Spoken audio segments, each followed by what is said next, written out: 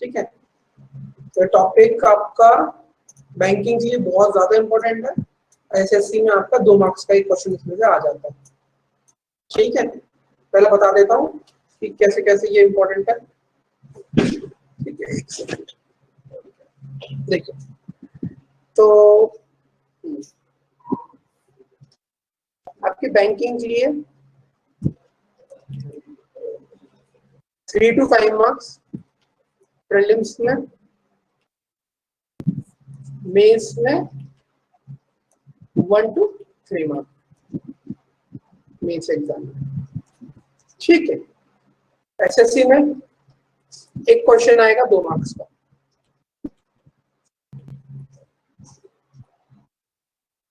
ठीक, क्लियर इतनी बात? क्लियर इतनी बात?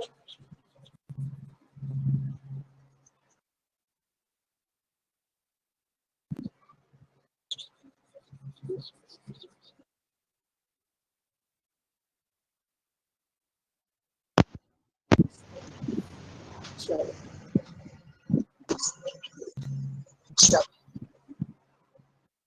ठीक है, चलो ओके।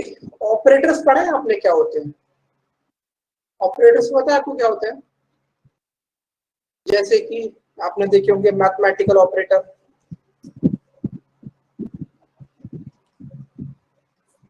आपने देखे होंगे लॉजिकल ऑपरेटर, आपने देखे होंगे कंपेयरिंग ऑपरेटर। करेक्ट, पढ़ा है इनके बारे में कभी आपने?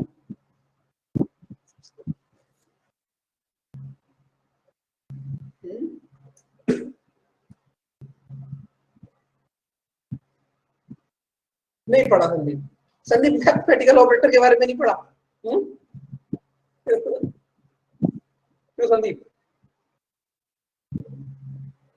मैथमेटिकल ऑपरेटर नहीं पढ़े बेटा? तब याद नहीं होगा सर। अरे यार, प्लस माइनस डिवाइड मल्टीप्लाई, याद आया कुछ संदीप? हाँ सर, हाँ सर, हाँ। मैं ये बोल रहा हूँ, ये नहीं पढ़ा। उसके बाद आपके लॉजिकल ऑपरेटर शायद किसी ने सुने होंगे, या हो सकता है किसी ने नहीं भी सुने होंगे, जैसे एंड ऑपरेटर, और operator, NAND operator, not operator, nor operator, ये होते हैं आपके लॉजिकल ऑपरेटर। ये शायद किसी ने हो सकता है सुने हो सकता है किसी ने नहीं सुने हो। ठीक है, पढ़े हैं, कंप्यूटर बैकग्राउंड से हो, या फिर फिजिक्स में 12th क्लास में टॉपिक होता है लास्ट में जाके, फिजिक्स में लास्ट में जाके होता है, पढ़ा रहा है?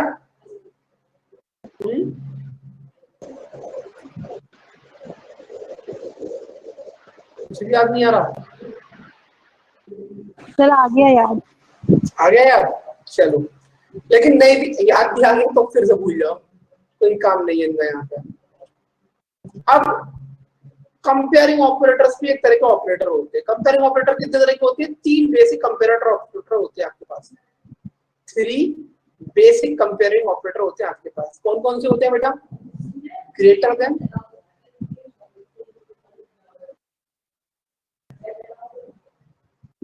Less than, equal. ये तो पढ़े हैं कंपेयरिंग ऑपरेटर। तो इन कंपेयरिंग ऑपरेटर का इस्तेमाल करने वाले हैं हम अपने आज के टॉपिक में, that is called inequality. That is called inequality. ठीक है, चल अब कहानी शुरू कर दो। सर यस सर, बस पता नहीं इन्हें बोला जाता है। कोई गल नहीं, ठीक है। तो कितने तरह के बेसिक ऑपरेटर्स होते हैं आपके पास? ग्रेटर देन, लेस देन और इक्वल टू। ठीक है, इन बेसिक 3 ऑपरेटर सर प्रॉब्लम थी। हिमांशी एक काम करते हैं, नेक्स्ट वीक एक दिन ये टॉपिक कंप्लीट हो जाएगा। ठीक है, नेक्स्ट वीक यदि टॉपिक कंप्लीट हो जाएगा तो सिलोजिज्म, डिस्टेंस एंड डायरेक्शन और इनइक्वालिटी, इन तीनों की एक डाउट क्लास रख लेंगे। ठीक है, ठीक है हिमांशी? तो जो भी डाउट्स हैं उनको एक पेज पे या फिर अपनी अपनी कॉपी के फ्रंट पर नोट डाउन करके रख लो। मैं डाउट क्लास नेक्स्ट वीक नहीं तो नेक्स्ट टू नेक्स्ट जो हमारी पहली क्लास होगी क्योंकि नेक्स्ट वीक ऑलरेडी मेरी 2 डाउट क्लास है। नेक्स्ट टू नेक्स्ट वीक जो भी हमारी डाउट क्लास जो भी हमारी पहली क्लास होगी इस टाइम पर, वो डाउट क्लास में कोई बात नहीं, आप अपना क्वेश्चन भेज देना। अभी आप फिलहाल के लिए क्या करो, उस क्वेश्चन को जो भी डाउट है उसे कहीं पर लिख लो, और जब मैं बोलूंगा कि आपकी इस दिन डाउट क्लास है और आपको क्वेश्चन भेजने हैं, जब मैं बोलूंगा तब वो सारे क्वेश्चन उठाकर आप भेज देना। सारे क्वेश्चन आपके डाउट क्लियर हो जाएंगे, चाहे वो मेरी वर्कशीट से हो, चाहे वो किसी और जगह से हो, चाहे वो किसी पेपर के हो। ठीक है वांशी, सभी लोगों को बोल रहा हूँ ये बात। चलो अब देखो,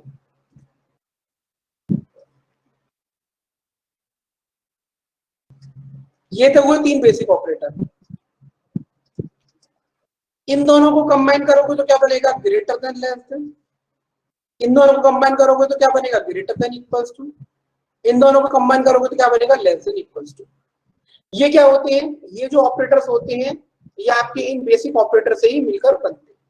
ठीक है, समझ आई इतनी सी कहानी। चलो अब क्वेश्चन का स्ट्रक्चर कैसा होगा इनइक्वालिटी में जो आपसे पूछा जाएगा, वो कुछ इस तरीके से होगा। आपको स्टेटमेंट दिया जाएगा, इस स्टेटमेंट में 1 या 2 इक्वेशन लिखी जाएंगी। इन इक्वेशन के बेसिस पर आपको कंक्लूजन दिया जाएगा,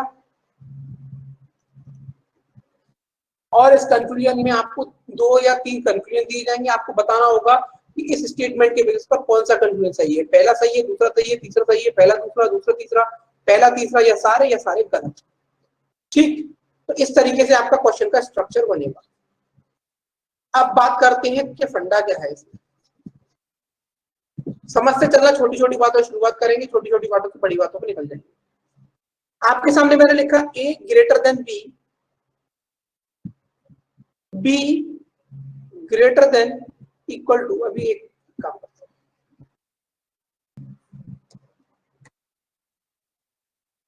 बी इक्वल टू सी। ठीक, ये आपका स्टेटमेंट है।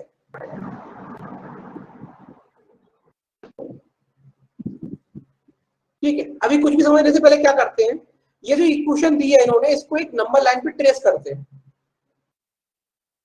ठीक, ये जो आपका ए है बी से बड़ा है, और ये आपका बी है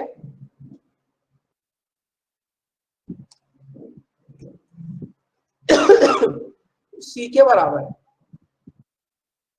ठीक, तो क्या अगर मैं इस इक्वेशन के बेसिस पर आपसे 3 कंक्लूजन दूं, और ये वो 3 कंक्लूजन दूं आपको, आप मुझे बताना कौन सा सही है कौन सा गलत है।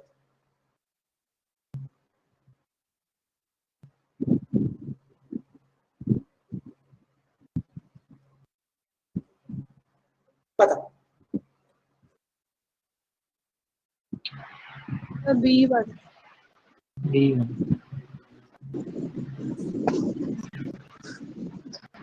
ठीक है, अब यहां पर मैं एक शब्द का इस्तेमाल करूंगा। ठीक है, उस शब्द को आप उस शब्द का यूज करोगे, लेकिन अभी मुझसे मीनिंग नहीं पूछोगे, मीनिंग मैं बताऊंगा थोड़ी देर बाद। ठीक है, ये वाला पहला वाला आपका है डेफिनेटली फॉल्स, मीनिंग नहीं पूछना बस, अभी डेफिनेटली फॉल्स लिखे, मीनिंग में बताऊंगा थोड़े टाइम के बाद। दूसरा वाला क्या है, दूसरा वाला बिल्कुल ट्रू है, इसमें तो कोई दिक्कत ही नहीं। तीसरा वाला क्या है, डेफिनेटली फॉल्स। इतना तो आपको पता ही था कि पहला फॉल्स है, तीसरा फॉल्स है, दूसरा ट्रू है, लेकिन आपके सामने ये चीज आई डेफिनेटली, है ना। तो अभी थोड़ी सी हजम नहीं हो रही होगी, किसी को लग रहा होगा बात तो एक ही है, किसी को लग रहा होगा क्या फर्क है, बताओ। तो थोड़ी देर के लिए पेशेंस रखेंगे, उसके बाद हम इसके बारे में डिस्कशन करेंगे। ठीक है, ठीक है बेटा।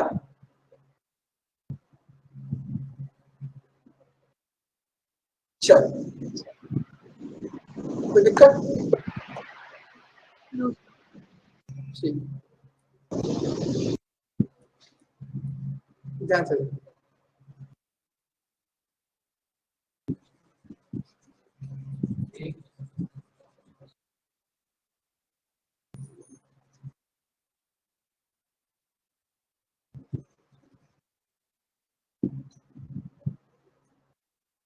हिमांशी अभी बताऊंगा, डेफिनेटली ट्रू और ट्रू में कोई फर्क नहीं होता बेटा। किसी चीज को सही बोलने से पहले आपको डेफिनेट होना ही पड़ता है, तो डेफिनेटली ट्रू और ट्रू में कोई फर्क नहीं है। ठीक है, वो सब चीजें अभी बताऊंगा।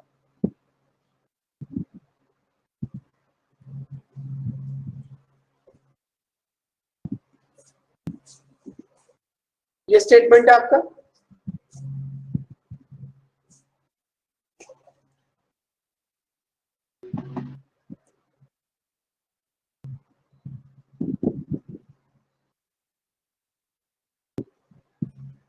चलो वापस से क्या करेंगे, इस वाले स्टेटमेंट का क्या ड्रॉ करेंगे, नंबर लाइन पे ट्रेस करेंगे। A greater than B, A greater than B, B greater than equal to C. ये जो चीज है ये आपको दो तरह का मैसेज दे रही है। वो ये कह रहा है या तो बी सी से बड़ा होगा या बी सी के बराबर होगा। ये खुद डेफिनेट नहीं है। ये इस तरह के स्टेटमेंट में, किसी भी स्टेटमेंट में जब ये ऑपरेटर यूज होगा तो ये डाउटफुल केस है, मतलब दोनों में से कोई एक चीज हो सकती है। तो हम क्या करते हैं, पहले ग्रेटर को कंफर्म करते हैं, मतलब पहले ग्रेटर को कंसीडर करते हैं। और क्या लास्ट में, सी इक्वल टू डी तो है वो दिया हुआ है। ठीक, अब क्या करते हैं, दूसरा वाला केस डिस्कस करते हैं। कौन सा वाला, ये वाला।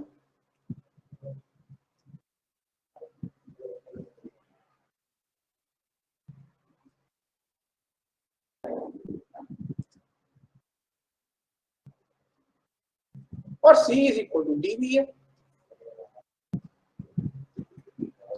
मतलब ये तीनों बराबर एक ही लाइन में। अब बताओ, ये दोनों नंबर लाइन बना ली मैंने। अब बताओ इन तीनों में से कौन सा कंक्लूजन सही लग रहा है।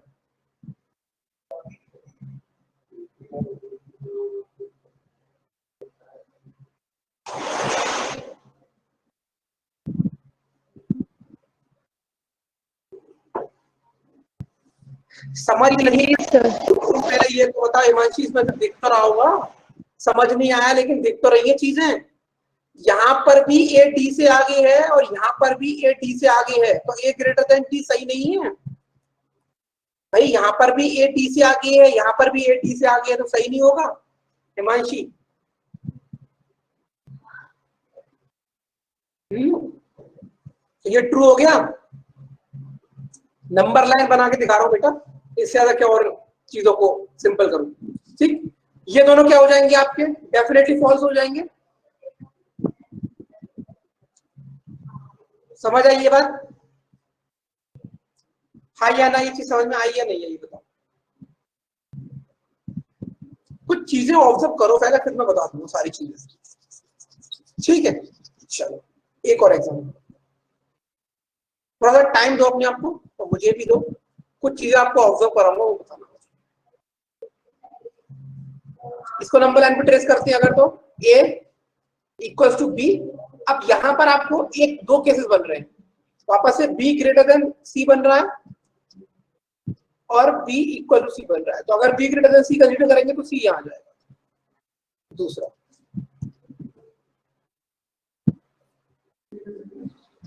a इक्वल टू b, और अगर ये वाला केस कंसीडर करूंगा तो b इक्वल टू c। ठीक, अगर ये मेरा स्टेटमेंट है, अब कंफ्यूजन को ध्यान से देखो।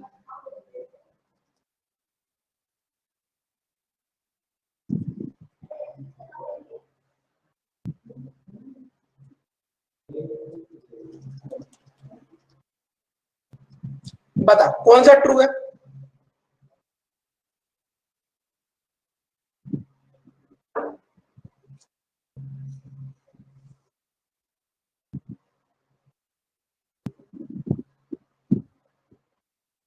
ओके, हर्ष और खुशी और शीनू, जो भी लोग पहला सही बता रहे हैं, तो पहला तो बेटा सिर्फ आपका इस नंबर लाइन के हिसाब से सही हुआ ना, इस वाली नंबर लाइन के हिसाब से तो गलत हो गया ना।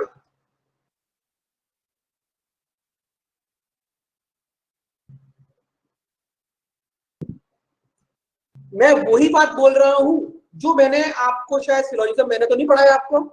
एक बात हमेशा याद रखना, ट्रू बोलने से पहले, ट्रू बोलने से संदीप, पॉसिबिलिटी और ट्रू होने में जमीन आसमान का फर्क है। सुनो मेरी बात को ध्यान से, सुन लो पहले हिमांशी, सुन लो पहले मेरी बात को सुन लो। ट्रू बोलने से पहले हमेशा ध्यान में रखना किस बात को, कि हर तरीके से 100% तरीके से चीज ट्रू होगी तभी उसके सामने ट्रू लिखा जाएगा। आई बात समझ में नहीं आई। यहां पर ध्यान से देखो, ए और डी के बीच में ए ग्रेटर देन डी कब बोला? जब तीनों ही कंडीशन में, दोनों ही कंडीशन में ए डी से बड़ा दिख रहा था, तब जाके इसको ट्रू बोला मैंने। एक चीज को देख के ट्रू नहीं बोलूंगा, सारी कंडीशन सेटिस्फाई होंगी तब चीज को ट्रू बोलूंगा। समझ में आया ये पॉइंट?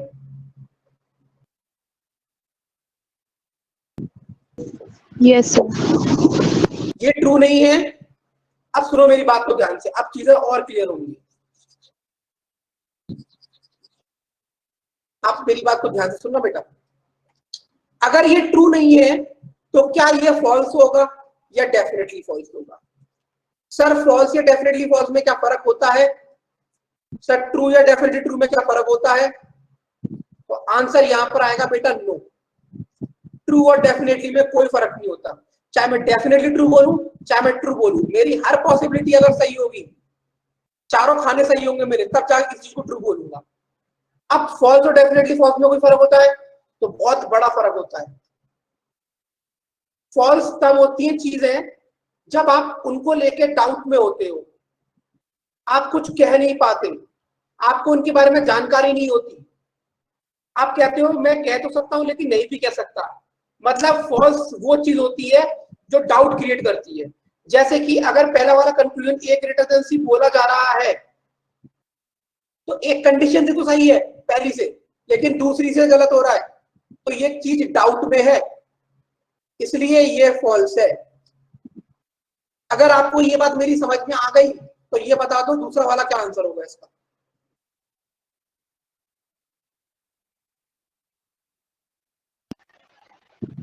अगर समझ में आ गई तो सही आंसर कर दीजिए। Definitely false.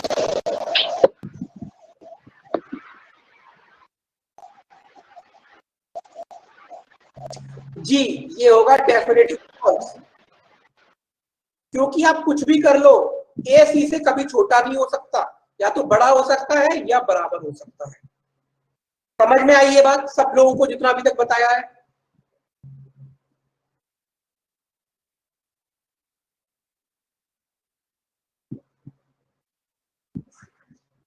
ठीक, यस। चलो ये हमें करना ही नहीं क्वेश्चन इस तरीके से, नंबर लाइन बना के करना ही नहीं है। अभी हम सिर्फ थ्योरी पढ़ रहे हैं, और जब इसकी ट्रिक निकालेंगे तो ट्रिक तो ऐसे उड़ा देंगे सेकंड्स में। तो बस बेसिकली अभी ध्यान दो, मैं थ्योरी पढ़ा रहा हूँ आपको, और थ्योरी पढ़ाते वक्त मैं आपका नंबर लाइन का यूज ले रहा हूँ, वरना इसका नंबर लाइन का क्वेश्चन का यूज आज थ्योरी के बाद ना कभी करना है ना कभी करना जिंदगी में आगे कभी। अगला क्वेश्चन,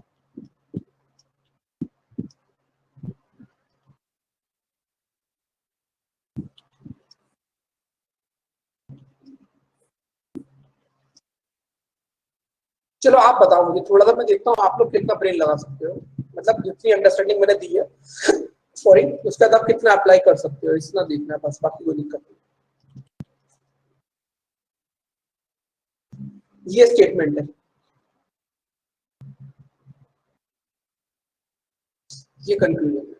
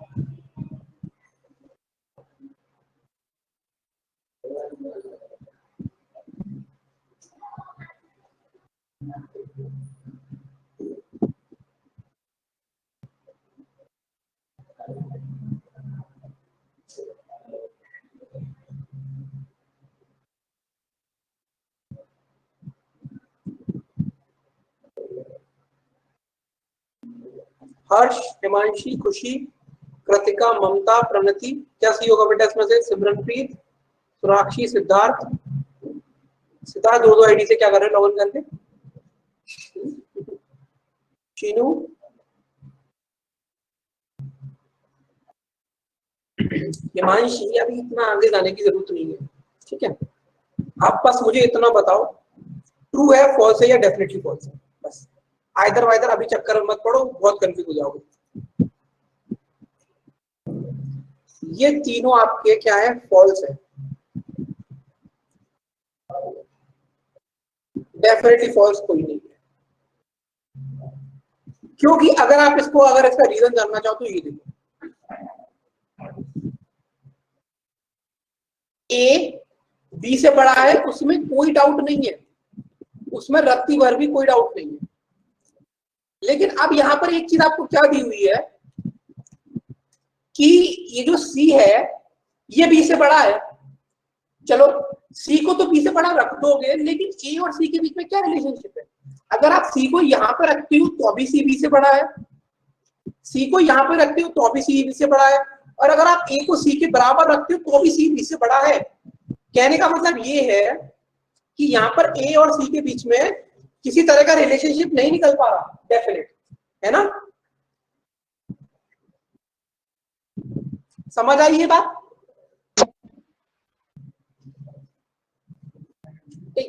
तो जब इतना पढ़ लिया तो अब छोटी सी ये चीज जो आपको ध्यान में रखनी है, और वो आपको बड़ा आसान लगेगा ध्यान में रखना, क्योंकि आपने समझी ये चीज। खुशी कोई डाउट है क्या? खुशी कर।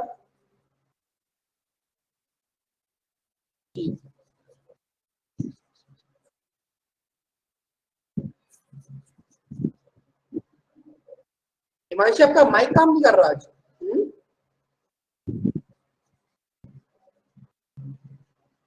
तभी आप इतने चुप चुप हो आज। मतलब पूरी क्लास में एक तो मेरी आवाज आती है, एक आपकी। चलो कोई बात नहीं, बहुत अच्छी चीज है, इंटरेक्शन करते हो, बहुत बढ़िया चीज है, आई अप्रिशिएट दैट।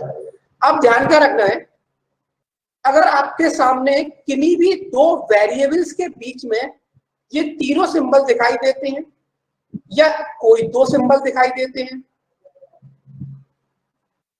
तो रिजल्टेंट क्या है वो ध्यान में रखो बस।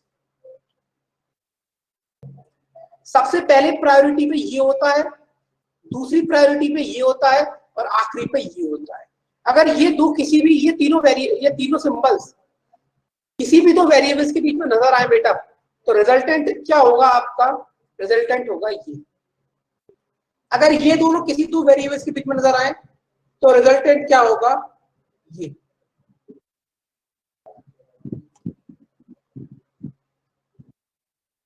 अगर ये तो किसी दो वेरिएबल्स के बीच में नजर आए तो रिजल्टेंट होगा, और अगर ये दोनों किसी दो वेरिएबल्स के बीच में नजर आए तो रिजल्टेंट होगा। आपको याद क्या रखना है कि सबसे पहले प्रायोरिटी पे ये होता है, फिर ये होता है, फिर ये होता है। तो जो आता है वो अपनी प्रायोरिटी के साथ रिजल्टेंट पे आ जाता है। क्या ये बात समझ में आई? क्या ये बात समझ आई बेटा? Yes, sir. Yes. ठीक है सोनाक्षी।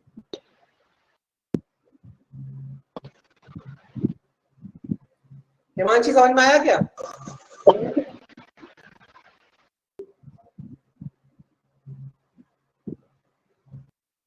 अरे यार इससे पहले इतनी थ्योरी पढ़ाई है, उसमें और क्या बताया मैंने आपको? यहाँ पर a greater than b, b greater than equal to c, c equal to d, अगर ये आ रहा है और आपसे मैंने a और d के बीच में रिलेशनशिप पूछा था अभी, तो रिजल्टेंट क्या आया था? क्या आया था रिजल्टेंट? ये तो एक्सप्लेन किया था ना थ्योरी, अभी तो बता रहा शॉर्ट ट्रिक, डायरेक्ट बता नहीं रहा, समझ में नहीं आया। नहीं समझ में आया तो इसको नंबर लाइन को ट्रेस करके देख लो, तीनों इक्वेशन से ये क्लियर हो जाएगा कि ग्रेटर का साइन हमेशा रहेगा a और d के बीच में।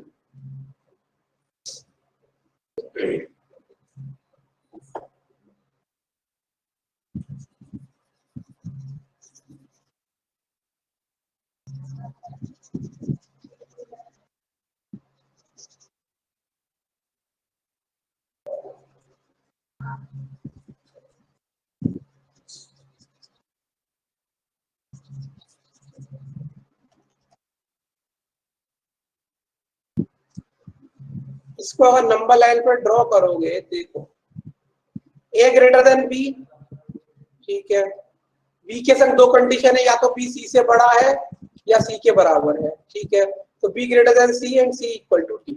ठीक है, अभी ए ग्रेटर देन बी, इस कंडीशन को लेंगे तो बी इक्वल टू सी और सी इक्वल टू डी। तो बेटा क्या रिजल्टेंट आ रहा है ए और डी के बीच में, आप बताओ मुझे हिमांशी। हिमांशी ए और डी के बीच में क्या रिजल्टेंट निकल के आ रहा है दोनों दोनों नंबर लाइन को देखने के बाद?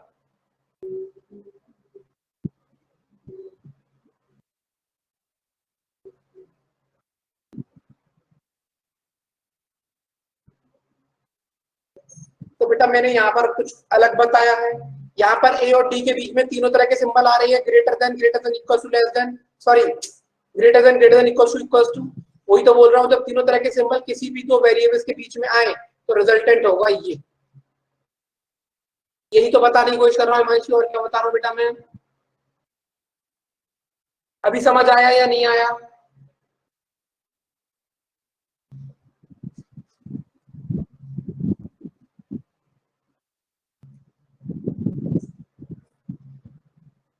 थर्ड वाला समझ में नहीं आया, कौन सा, ये वाला?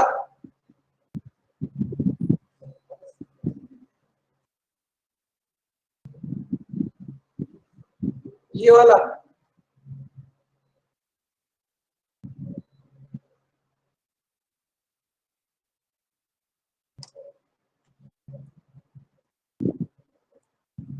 ठीक है, ये स्टेटमेंट है,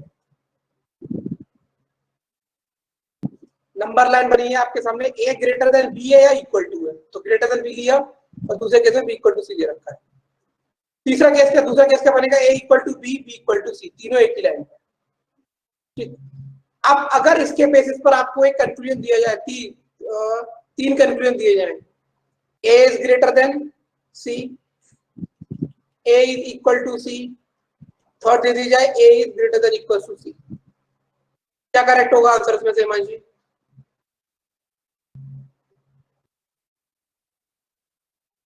वही तो बात मैं बोल रहा हूं बेटा, जब किसी दो वेरिएबल्स के बीच में ये वाला और ये वाला सिंबल आएगा तो रिजल्टेंट होगा ये।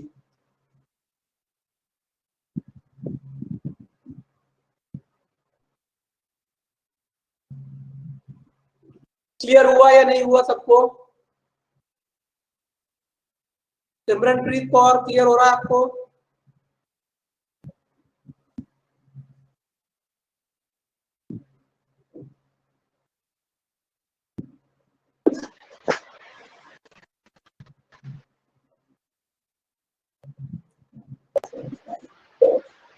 सोनाक्षी थोड़ा डाउट है कोई, क्लियर है किधर? क्लियर। चलो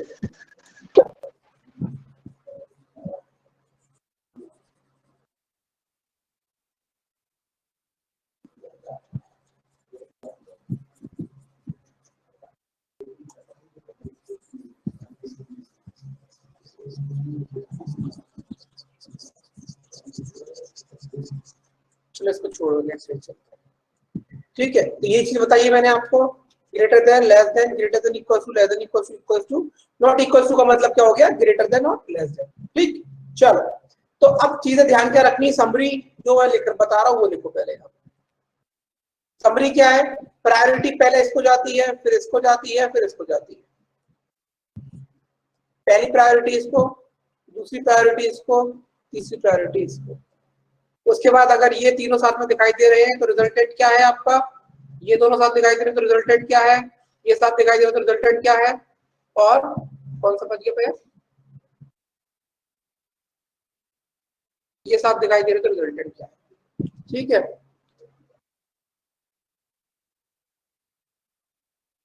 ये नोट डाउन कर लो बेटा एक जगह। इसका रिजल्टेंट होगा ये, इसका रिजल्टेंट होगा ये, इसका रिजल्टेंट होगा ये, इसका रिजल्टेंट होगा ये। क्लियर है सबको? इतनी समरी क्लियर है? सिमिलरली अगर वो साइन इस तरीके के होंगे सारे तो अभी सेम चीज रहेगी। ठीक है, सिर्फ उसका फेस बदल रहा है। ठीक है, तो अभी पहली प्रायोरिटी पे ये रहेगा, दूसरी पे ये, तीसरी पे ये, इसके सिर्फ फेस चेंज कर दोगे, सबके सबके फेस चेंज कर दोगे तो अभी सेम ही रहेगा। ठीक है, हे भगवान, हिमांशी मुझे एक बात बताओ, पूरा समझाने के बाद ये याद करना पड़ेगा आपको? बच्चों जैसी बातें करते हो कभी कभी। मतलब इतना पूरी थ्योरी समझा दी, 2 बार समझा दिया, उसके बाद कह रहे याद करना है। आप कॉम्पिटिशन पेपर की तैयारी करो, एकेडमिक्स की तैयारी कर रहे हो, ये बताओ मुझे।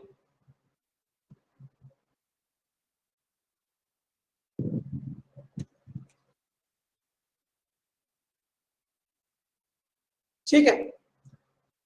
दूसरी चीज, जैसे मैंने अभी आपको ऊपर समझाया था, अपोजिट फेस करने वाले अगर सिंबल आ रहे हैं, जैसे ए और सी के बीच में अपोजिट फेस करने वाले सिंबल आ रहे हैं, ठीक है, तो रिजल्टेंट क्या हो रहा था? कोई रिजल्टेंट नहीं निकल रहा था, सारे फॉल्स हो रहे थे, राइट? अभी ये चीज बताई थी पीछे मैंने आपको, ये चीज बताई थी बेटा पीछे भी।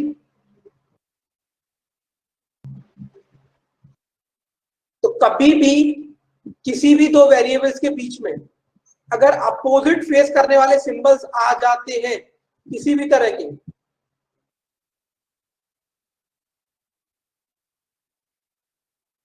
तो रिजल्टेंट होगा उनके बीच में फॉल्स।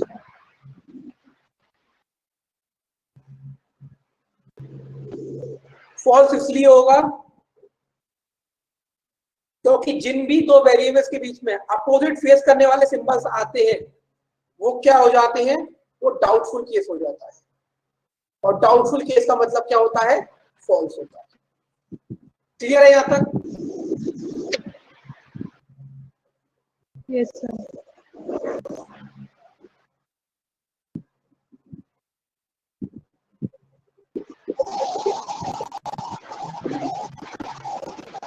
ठीक है, चलो कुछ क्वेश्चंस देखोगे आप?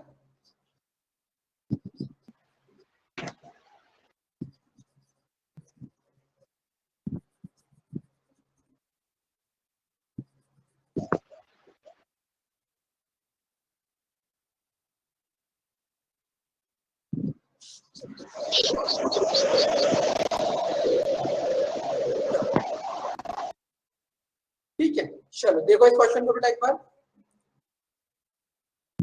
ये स्टेटमेंट दिया हुआ है और ये कंफ्यूजन से बताओ कौन सा सही होगा कौन सा नहीं।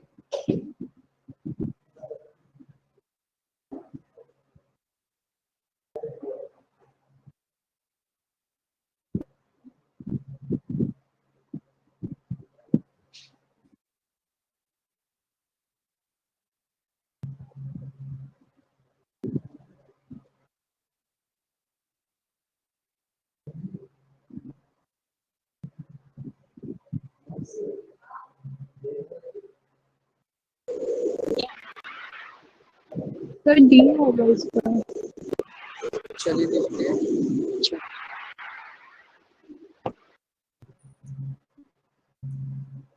सबका आंसर आने दो।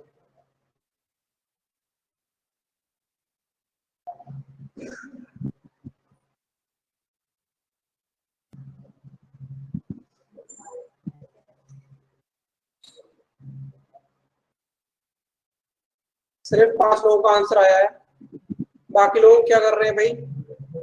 6 लोग, 7,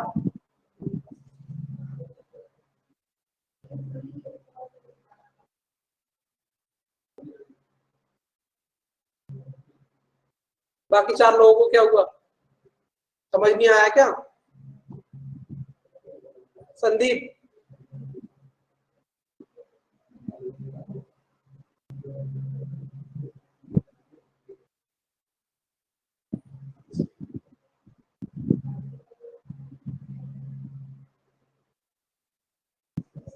ओके।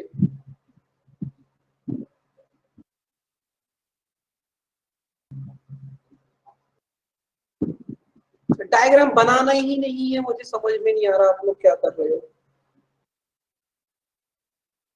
मैंने क्यों वहां पर समझाया इतना मुझे समझ में नहीं आया। डायग्राम बनाने बैठोगे इसका 1 घंटे में 1 क्वेश्चन होगा। जब मैंने थ्योरी पढ़ाने के बाद ट्रिक बताई है तो वो ट्रिक क्यों बताई है आपको? अगर आप इसको नंबर लाइन से ड्रॉ करने जाओगे आधे घंटे में 1 क्वेश्चन होगा, पूरे पेपर में 2 क्वेश्चन कर जाओगे बस। समझते नहीं हो आप लोग। देखो यहाँ पर एफ और सी के बीच में क्या दिखाई दे रहा है आपको, इसको ऐसे लिख सकते हो, सी ग्रेटर देन एफ लिख सकते हो, यस और नो? इस वाले को इस तरीके से लिख सकते हैं, नहीं लिख सकते, ये बताओ। Yes. अब यहाँ पर जाओ, मैंने क्या बताया, जिस वेरिएबल के बीच में रिलेशनशिप दिया हुआ है ना, उन दो वेरिएबल्स के बीच में सिंबल्स को चेक करो। यहाँ पर देखो सी, यहाँ पर देखो एफ, इनके बीच में सिंबल कौन से आ रहे हैं? क्या यहाँ पर अपोजिट फेस करने वाला सिंबल मिला या नहीं मिला? यहाँ पर अपोजिट फेस करने वाला सिंबल मिला या नहीं मिला हिमांशी?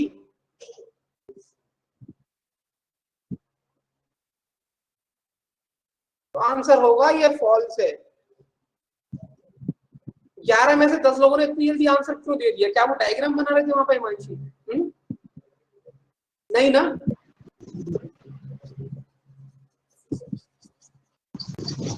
ये हो जाएगा आपका फॉल्स। दूसरा वाला देख लो, ए और डी के बीच में रिलेशनशिप दिया हुआ है ग्रेटर का। देखो ए और डी के बीच में क्या क्या सिंबल्स आ रहे हैं? Greater than, equals to, less than. क्या ये दोनों अपोजिट फेस करने वाले सिंबल है? क्या ये दोनों अपोजिट फेस करने वाले सिंबल है, यस और नो? Yes. इसका आंसर क्या हो जाएगा? दोनों फॉल्स से आंसर हो जाएगा, नाइदर वन नॉट टू। देखो भाई, समझ में आया तो बताओ, नहीं आया तो बताओ।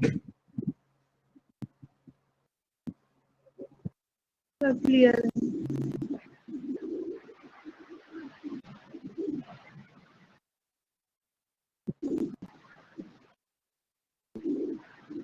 बेटा ठीक नहीं है, मैं तो अपनी तरफ से बिल्कुल आपको इजीएस्ट वे में पढ़ाने की कोशिश कर रहा हूँ, एक बार नहीं दो बार। अगर उसके बाद भी क्लियर नहीं हो रहा तो मेरे को इट्स नॉट फीलिंग गुड, ठीक है, अच्छा नहीं लग रहा।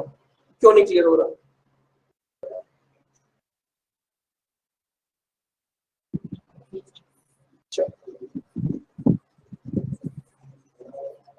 इसका आंसर क्या है? ऑप्शन नंबर डी, मार्क कर लो। चलो सेकंड क्वेश्चन देखो।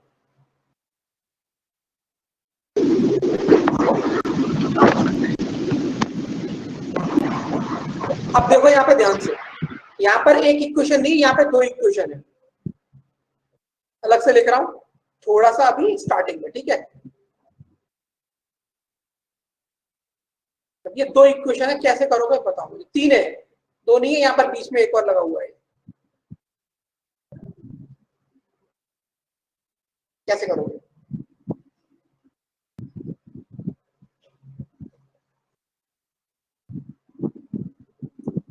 देखो अगर आपको समझ में नहीं आ रहा, ठीक, और अगर इस चीज से मुझे गुस्सा आ रहा है, मुझे अच्छा नहीं लग रहा, तो कहीं ना कहीं ये चीज, क्योंकि मैं एक्सपेक्ट कर रहा हूँ कि आपको चीज समझ में आनी चाहिए। अगर आपको नहीं समझ में आ रहा तो या तो मेरे में दिक्कत है, मैं भाई आप तक डिलीवर नहीं कर पा रहा, या मैं आपको समझा नहीं पा रहा, ठीक है। ऐसा तो है नहीं कि आपके अंदर कैपेबिलिटी नहीं समझने की, आप सब लोग कैपेबल हो समझने लायक, आप सब लोग होशियार बच्चे, है ना।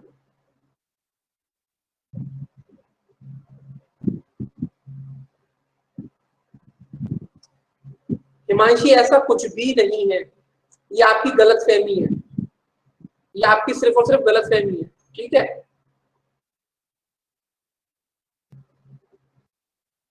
जो स्टूडेंट कमजोर एवरेज होते हैं ना, उन्हें ऐसा लगता है, वही लोग एग्जाम सिलेक्ट करते हैं कंपटीशन में, ठीक है।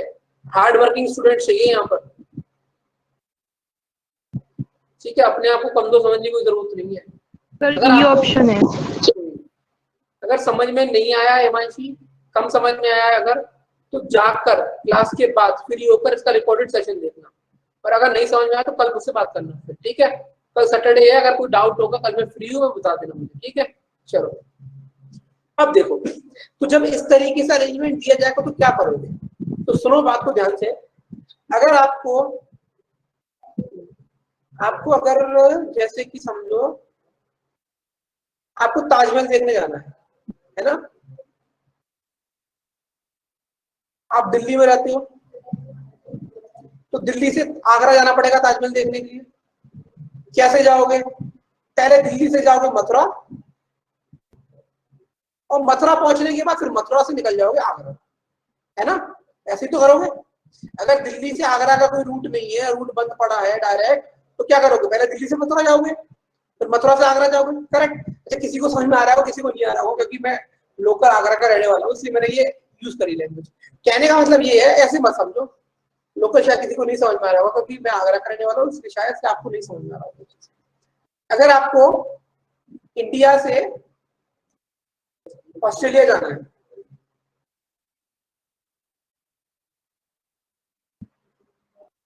अगर इंडिया ऑस्ट्रेलिया के बीच में डायरेक्ट कोई फ्लाइट नहीं है, तो आप क्या करोगे? मान के चलो दुबई से ऑस्ट्रेलिया के लिए फ्लाइट है, तो आप इंडिया से दुबई जाओगे और दुबई स्टॉप करके फिर ऑस्ट्रेलिया जाओगे, करेक्ट? ऐसे ही तो करोगे बेटा, ऐसे ही करोगे, बता दो। क्यों परेशान हो रही हो इतना? सब समझ में आ जाएगा, टेंशन मत लो। उन्होंने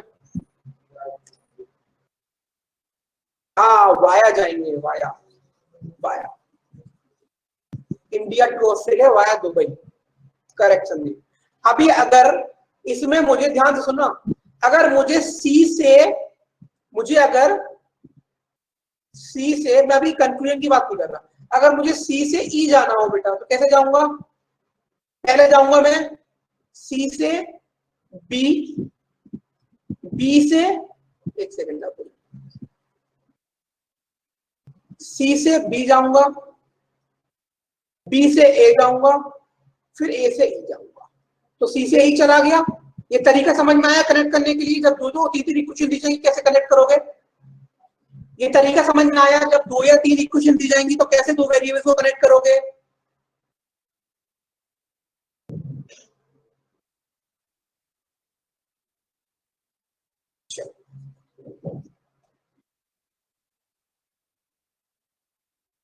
अब बात करते हैं क्या दिया हुआ है। क्वेश्चन में दिया हुआ है f is greater than b, मतलब आपको f से b देखना है। तो f से b कैसे जाओगे? f से d चले जाओगे, फिर d से b चले जाओगे, यस। तो f less than d, d less than c, c less than b, yes और नो? चले गए हम लोग, पहुंच गए, ठीक है ठीक है। अब मुझे ये बताओ, सिर्फ इतनी सी बात, हिमांशी समझ में आया ये 100% या नहीं कि f से d कैसे गए हम लोग? अब मुझे ये बताओ ये फॉल्स है या डेफिनेटली फॉल्स है?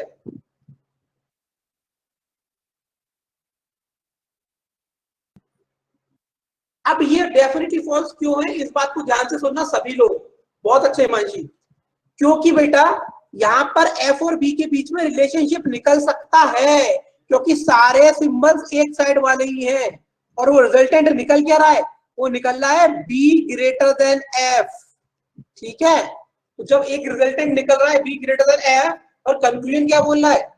एफ ग्रेटर देन बी, तो अपोजिट बात कर रहा है, इसलिए डेफिनेटली फॉल्स है। बहुत अच्छे, ठीक है। चलो दूसरा क्या है बेटा? ट्रू, फॉल्स या डेफिनेटली फॉल्स?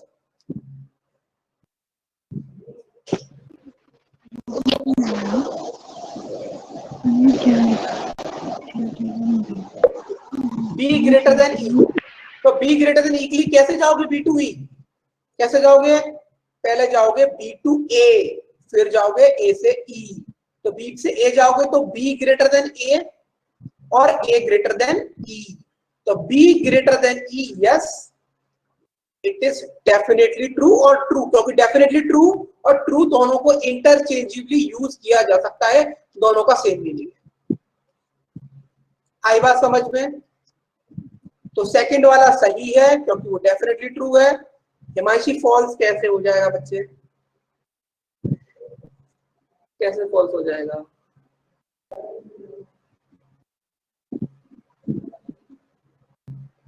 बताओ, देख के बताओ आप। देखो यहां से आपको कहां जाना है? बी से ई जाना है ना, राइट? बी से ई जाना है, तो बी से ई जाओगे, कैसे जाओगे? पहले बी से ए जाओगे, तो क्या लिखा है? बी ग्रेटर देन ए, उसके बाद आप ए पे आ गए तो ए ग्रेटर देन ई। अब आप बी और ई के बीच में देखो हिमांशी क्या सिंबल्स है? ये वाले हैं, तो इसका मतलब तो ग्रेटर ही होगा, बी ग्रेटर देन ई। तो यहाँ पर दिया क्या है, बी ग्रेटर देन ई, तो सही हो गया ना। इसका मतलब क्या है, सेकंड वाला सही हो जाएगा और पहला वाला तो डेफिनेटली फॉल्स था। क्लियर है यहाँ पे सभी लोगों को, 12-13 लोग जितने भी लोग हैं अभी तक जितना पढ़ाया है।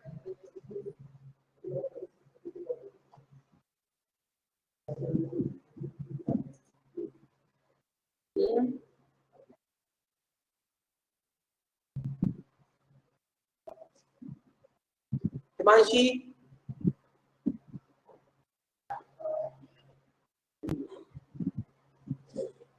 ठीक है, तो क्या करोगे आज, आज क्या करना है, यहीं तक पढ़ते हैं एक बार। जितने लोगों को थोड़ा बहुत भी डाउट है, इसका रिकॉर्डेड सेशन एक बार और देखिए ना, चीजें बिल्कुल क्लियर हो जाएगी, क्रिस्टल क्लियर पानी की तरह। ठीक है, फिर नेक्स्ट क्लास में इसके ऊपर काफी सारे क्वेश्चन की प्रैक्टिस करें। ठीक है,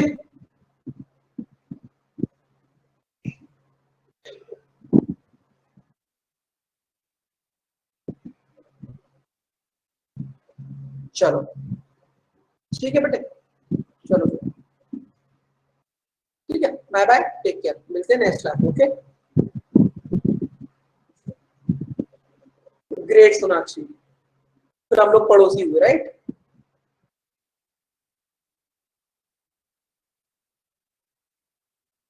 चलो ठीक है।